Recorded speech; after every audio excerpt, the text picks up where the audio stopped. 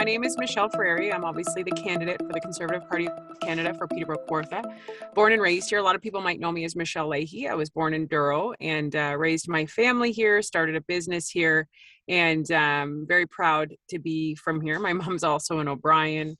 So a lot of family ties to this community, deeply involved in this community. And I've been an advocate for a number of organizations, charities, not-for-profits throughout my career. Started my journalism career at what is now Global Peterborough. I also worked as a supply teacher. So I started my own business in 2015 as a social media marketing and coach and public speaker.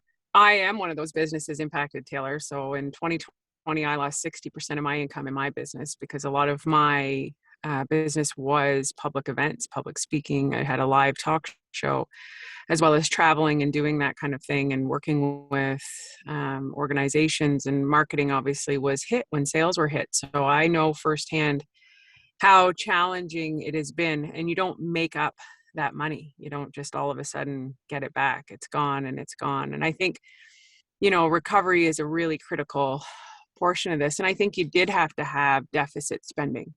100%. You had to give people money when they couldn't work. I mean, that's only fair. But I think, when we look at how to deficit spend, I think that's really critical, right? And John Baird said it really well. Deficit spending needs to be three things. It needs to be timely, it needs to be targeted, and it needs to be temporary. And so I think a plan is critical when we look at recovery. And I think that's what's great about the Conservative Party of Canada is our recovery plan. That's what we've been focusing on for the last at least 9-10 months. So we have a plan to subsidize employers of 25% to get people back in work. And I think it's a great transition program from CERB. So we need to get the economy back running. We need to be supporting our small businesses. We really need to be pushing about shopping local. I think you have to get things back on track. You have to get the economy back working. And I think, you're going to have to be mindful of that when you look at what have you given business owners and what is realistic timelines to get them back to pay off the, loans that they were given, but also help them close that gap of the money lost. Again, I can speak to that as my own self. So, as soon as possible would be ideal, but you need to have a plan in place to do that. You have to have a plan. And right now, the Conservative Party of Canada has that plan to get people back to recovery. So this is a question I'm getting asked constantly. How can you reverse the prices without hurting the people who've put their equity into their house? I don't know that you can, right? People who've bought in at this market, if all of a sudden the housing market crashes, now they've lost their equity. That's no good for anybody. So what you need to do right now is you need to stall the housing market. And that happens by getting inflation and the economy running again. You need to stop foreign investment, right? We need to crack down on that.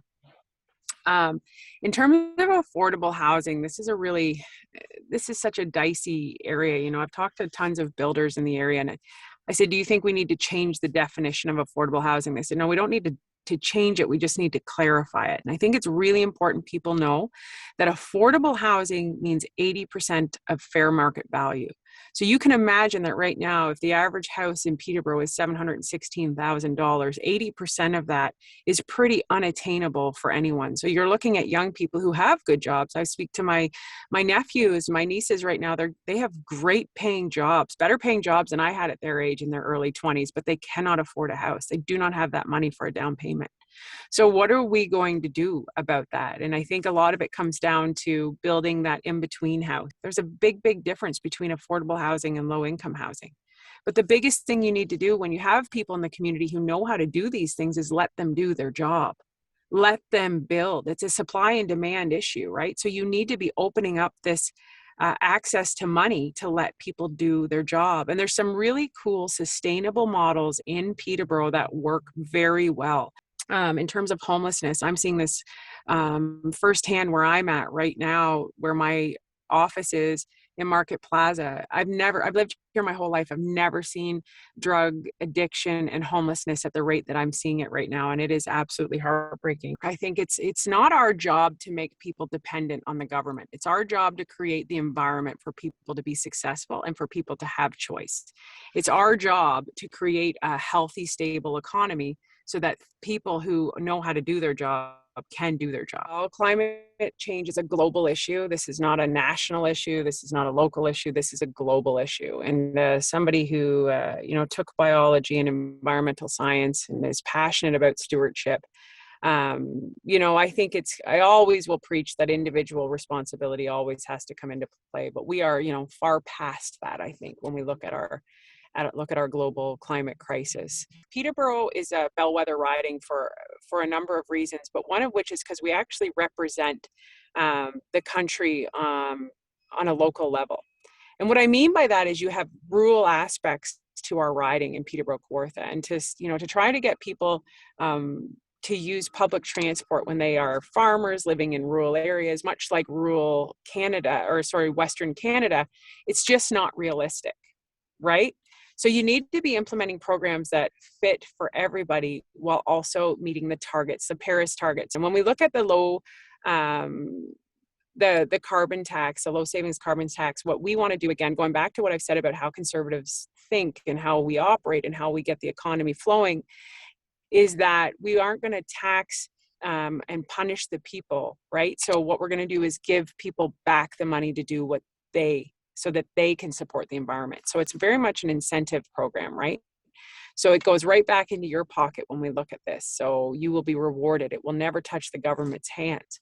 But there's a lot of work to do. And I think the other thing that's really exciting about what we have in Canada, and I hear it all the time again, with Peterborough being a bellwether riding, we have the technology, the people, the resources in this community and in this country to be, front and center of innovation. We have some incredible things here, and we have people with passion and knowledge around climate change and what we need to do. And so I think we really need to lean into that and do that and do our part on a global scale. This is a global crisis. I've dedicated my life to mental health awareness and changing how we talk and treat mental health. And so for me, when I look at our recovery plan, and number 3 is a mental health plan. On a federal level, we are a government committed to treating mental health. Without mental health, we do not have health. And when we look at healthcare, we are committed to putting 6% more into our healthcare, which will help offload the mental health load that is absolutely crippling our hospitals, our first responders. We need to do better. We really need to do better. We have a suicide prevention hotline.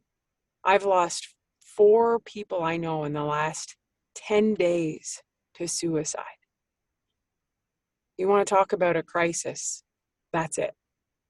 So I'm committed on a personal level to making sure that we here in Peterborough get a mental health facility, a state-of-the-art mental health facility up and running to help these people, a safe place where people feel seen and heard and they can walk in. This is what we need more than anything.